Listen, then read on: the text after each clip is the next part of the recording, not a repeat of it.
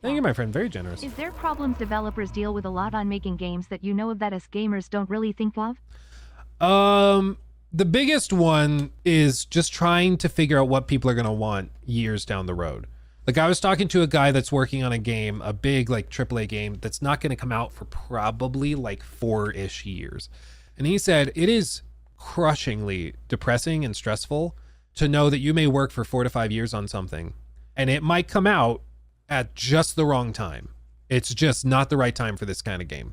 He's like, it could have made perfect sense when you started development, when you started working on it, but by the time it gets out there, everybody's sick and tired of it, you know?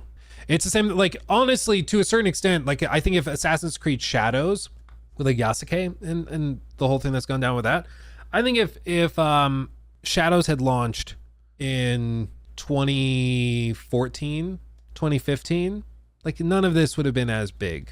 Maybe even earlier than that, maybe like 2013, because I guess we had Gamergate stuff at that time. So maybe even like earlier than that. But if it came out like 2013, I don't think any of this like outrage would have been there. I think it wouldn't have been an issue. But in the context of everything that's going on in the world, societally, especially in the US, it's a hot button issue to feel like developers are pandering or are altering the quality of a game's writing for sake of messaging or whatever else. Like that's just something that people have a problem with, especially right now, and so it's a bad time.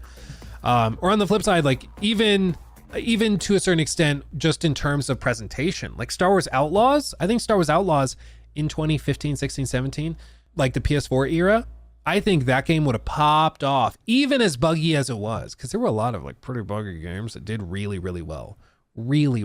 But I think because it launched at this time, right as everybody's finally just fed up with crappy, like poorly polished releases, came out at the wrong time to be in that state, and it suffers as a result. And so that's one thing that I hear a lot of devs stressed about is like, you can do everything right as best as you can as a developer beyond like the executives giving you enough time and all that stuff. You can do your best work, but if it comes out at the wrong time, you're just screwed. On the flip side, it's also like a developer can work for years and years and years and years on something. But if an executive decides, no, you don't get your delay, you have to put it out November because we have to hit this holiday release window. Even though you know it's buggy and broken, you didn't, as the developer, do anything wrong. You told them we need more time, but the executive said no. And now the game flops because it launches buggy and broken or whatever else. And then people make compilations of how buggy it is because the bugs are really funny. And then that's all anybody will ever remember this game for.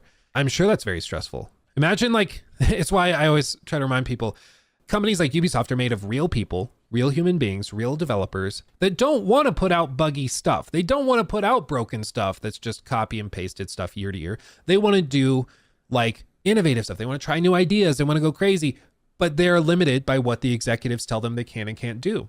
And I mean, how soul crushing must it be to be really passionate about something and have it screwed up because your boss told you you couldn't spend the extra 6 months to polish it or extra 3 months to polish it. And they rushed you all, they forced the game out too early, it flops, and then you get laid off while they take a bonus for cutting budgets. Like, it sucks. It just sucks. And that's just how it is, you know?